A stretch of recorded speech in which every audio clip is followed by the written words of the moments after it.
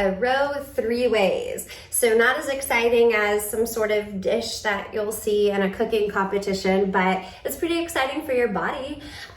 So it doesn't matter if you're a kayaker or if you are just a day-to-day person who is looking for overall strength. Upper body strength is really important, especially in the back. Whenever our upper back is strong and maintained, we have better posture. When we have better posture, we get more oxygen with each breath, which means we get more energy with each breath. And it also helps to solve problems that you didn't realize were created by a lack of upper back strength, such as headaches, tingling in your hands, elbow pain, things like that. So your trap muscle is a muscle that is involved in your rows. It's one of the few, but it takes up a lot of real estate. Everything else is pretty small. For instance, you have your rhomboids, and your rhomboids sit in between the shoulder blades, and they just help them pull together towards your spine and back out. But your traps, they work in a lot of different directions, and like I said, they do take up a lot of real estate. They come all the way down to the end of your shoulder blade, but they come all the way up, they reach out towards your shoulder, and then they also reach up towards the base of your skull. So whenever those muscles are really tight or too toned, not in the good way, in the weak and stiff way, then it pulls on your spine, it pulls on your skull, it creates those headaches, it can pull your discs out of place, it can create a lot of issues. So not just for kayaking, but this is important for your day-to-day life. Now, regular rows are something that you should have incorporated into your workout every week. That really shouldn't change. So what I'm about to show you, 2 of the 3 rows that I'm about to show you are, they would be complementary to your regular row. So it's something that you'd want to add in addition to your row, either change it up every month or every week, doesn't matter.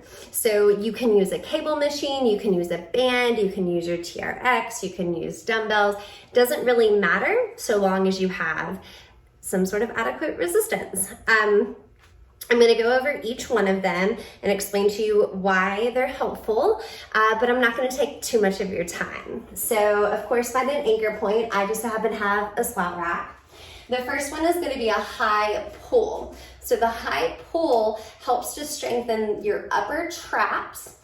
And for kayaking, this is going to help you with your bracing. It's going to help you with your roll, mainly your C2C or your sweep stroke, not necessarily your backstroke, but it's going to help you keep your neck stable too. So I have actually had kayaking injuries. I had a concussion quite a few years ago that knocked a disc out of place. And when I did physical therapy, this was one of the exercises that was important to help keep my neck stable. So it's really good based on the jarring that we receive should you have a beat down or paddle a lot of big water. But it also, like I said, will help things like your brace and your roll. So your anchor point is going to be at least in line with your shoulders. It can be a little higher. And all you're going to do is pull your elbows in line with your shoulders. Squeezing the shoulder blades together. Your hands stay high. Hands high, elbows high.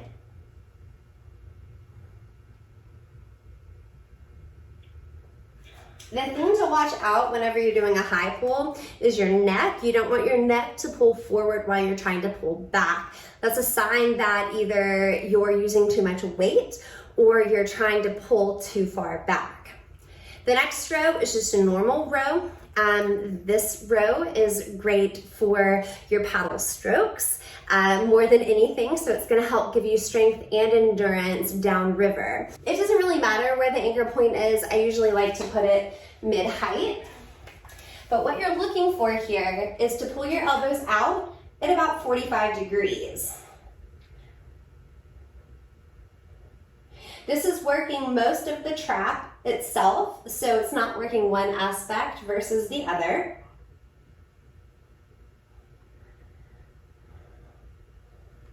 And if you were just gonna do one type of row, that would be the row to do, something about 45 degrees.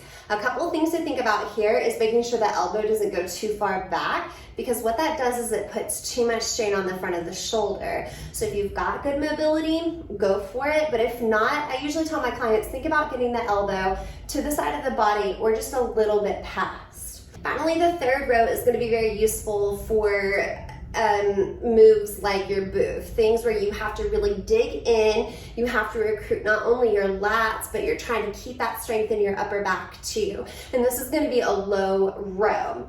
The biggest difference in a low row is that your palms were faced down for the upper and for the mid row, but we're actually going to point them towards the sky. So your knuckles are going to go towards the ground when you row here. It's going to look like this.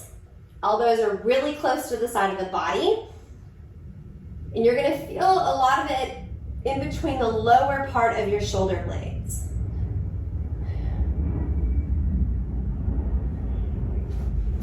You're gonna be able to pull a lot more weight coming under than you will coming high. So just know that you're gonna be able to add more weight to that. So those are the three things. It's gonna help with your bracing, with your rolling, with your boofing, with your endurance, and of course it's gonna keep you stable. If you have any questions about these exercises, please comment below, let me know. If it was useful to you, please share it with someone. And if you have any injuries or any types of moves that you're working on, let me know if I can help, because I can always put something together for you. So thank you and have a good day.